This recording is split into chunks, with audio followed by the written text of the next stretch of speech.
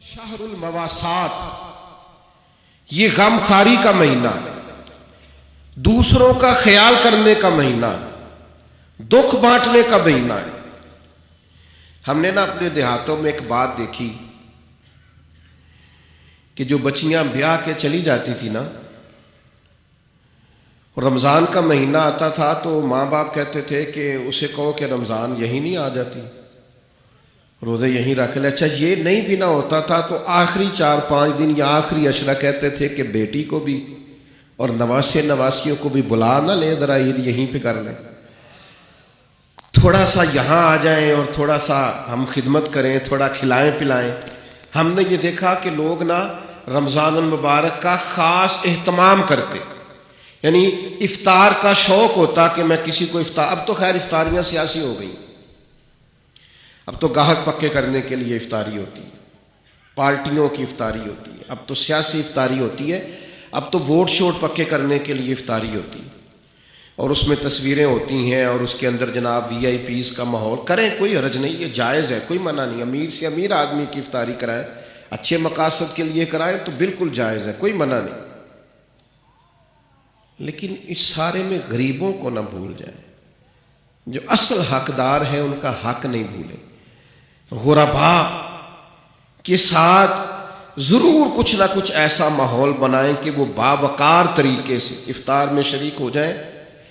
افسوس کے ساتھ کہنا پڑتا ہے کہ رمضان غمخواری کا مہینہ ہے، اسے نبی پاک صلی اللہ تعالی علیہ وسلم نے غمخواری کا مہینہ قرار دیا۔ دوسروں کے دکھ بانٹنے تھے، اشک شوئی کرنی تھی، غریبوں کی مدد کرنی تھی، یتیموں کے سر پہ ہاتھ رکھنا، بیواؤں کے لیے کوشش کرنی تھی، مسافروں کے لیے کوشش کرنی تھی، مقروضوں کے لیے کوشش کرنی تھی۔ لیکن ہم کیا کرتے ہیں؟ ہم رمضان میں اپنے خرچے بڑے بڑھا لیتے ہیں۔ عید ایک جوڑے سے بھی گزر جاتی ہے، لیکن ساری عید جو ہے وہ کپڑے پسند کرنے میں سارا رمضان گزر جاتا ہے، سلوانے میں گزر جاتا ہے، نئے سے نئے ڈیزائن دیکھنے میں گزر جاتا ہے۔ عبادت کے دن ہیں اور ان سارے دنوں کو اس طرح کر کے ہم ضائع کر بیٹھتے ہیں۔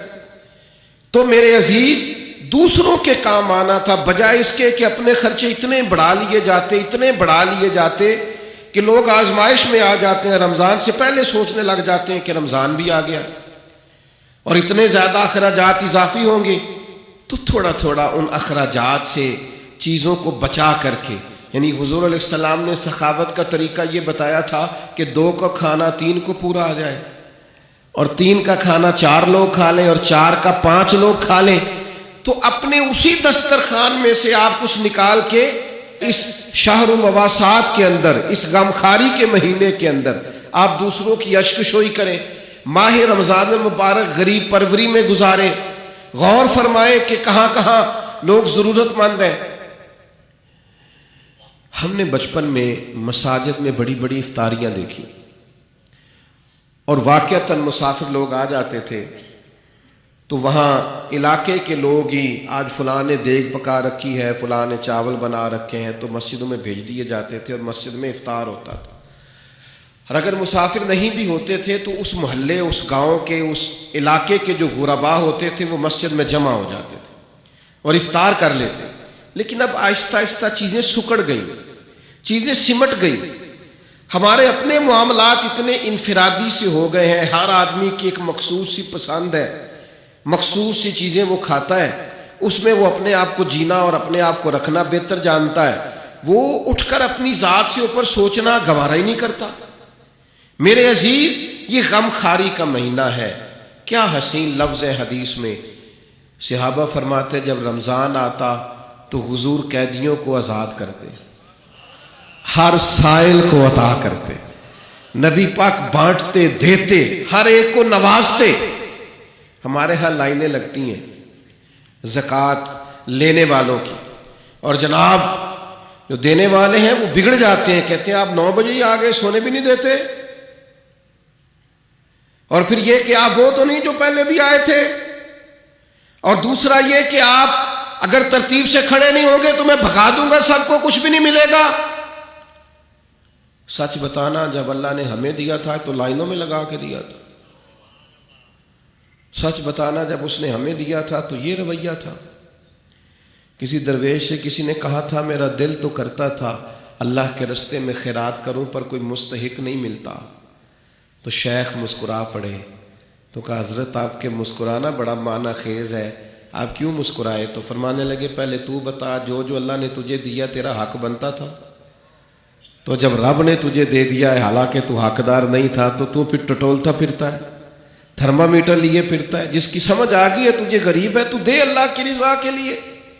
لیکن وہ رویوں کی تلخی، مزاج کی ترشروئی، میں اقرار کرتا ہوں اس بات کا بھی کہ بہت سارے غربا اس مہینے میں دھندے بھی بنتے ہیں، آٹا خیرات میں لے کے دکانوں پہ بیچا بھی جاتا ہے، یہ ساری چیزیں دیکھنے کو، سننے کو، پڑھنے کو ملتی ہیں۔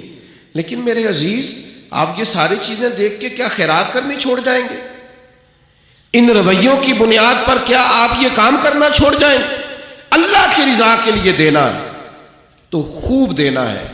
اس ماہ مبارک کو نبی پاک علیہ السلام نے غمخواری کا مہینہ قرار دیا ہے، خوب اللہ کے لیے۔ ہمارا اسی جگہ دسترخوان لگتا ہے سحری اور افطاری کا، کچھ لوگ آ جاتے، سڑک پہ جانے والے غریب رکشہ ڈرائیور آ جاتے، یہ یہاں کچھ لوگ مزدوری کرنے آئے ہوئے ہیں وہ آ جاتے، تو ظاہر ہے ادارہ زیر تعمیر تھا، ہم اتنے اخراجات افورڈ نہیں کرتے تھے، لیکن وہ چند لوگوں کو کے لیے دسترخوان لگتا طلباء کے لیے، تو وہ لوگ خود آ کے بیٹھنے لگے، پھر وہ 50، پھر 60، پھر وہ ایک دن ایسا آیا کہ 1100 لوگ ہو گئے۔ تو یہ دوست مجھے کہنے لگے کہ ہم کیسے کر کے ان کو چلائیں؟ تو میں نے کہا سچ بتاؤ، ان پوری صفوں میں تم نے کوئی امیر بھی بیٹھا دیکھا ہے؟ کوئی مالدار، کوئی گاڑی والا، کوئی پراڈو والا تم نے دیکھا ہے بیٹھا؟ کہنے لگے نہیں۔ تو میں نے کہا پھر یہ اللہ نے مہمان بھیجے ہیں تو اللہ ان کا رزق بھی بھیجے گا، پھر تم اللہ کی رضا کے لیے ان کے لیے کچھ نہ کچھ پکا ڈالو۔ یہ جو چپکے سے آ کے چھپ کے، اور بعض میں نے ایسے لوگ بھی دیکھے جو اوپر کپڑا رکھتے ہیں اور آ کر کے بیٹھتے ہیں، سفید پوشی کا بھرم رکھنا بڑا ضروری ہوتا ہے، اور دروازے پہ آئے کو خالی نہ بھیجنا یہ بڑا ضروری ہوتا ہے، اور جب کوئی امید لگا کے آ جائے اور اس کی امید کو توڑ دینا یہ بڑا تکلیف دہ ماحول ہوتا ہے۔ لیکن ہم نے تو کواڑ اندر سے بند کر لیے، ہم نے تو ہر چیز میں اقربا پروری بنا لی، ہم نے تو ہر بانٹنے کو، ہر دینے کو سیاسی رنگ دے لیا۔